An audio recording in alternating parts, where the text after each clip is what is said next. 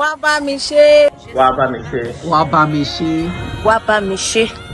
Wabamise. Wabamise. Wabamise. Wabamise. Wabamise.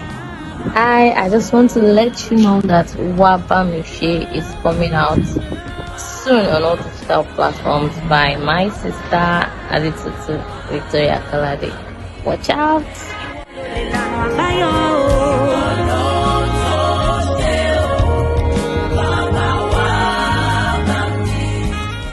Wabamise. Wabamise. Wabamise.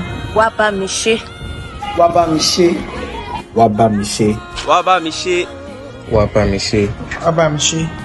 I just want to let you know that Wabamise is coming out soon on all digital platforms by my sister Aditutu Victoria Kalade. Watch out!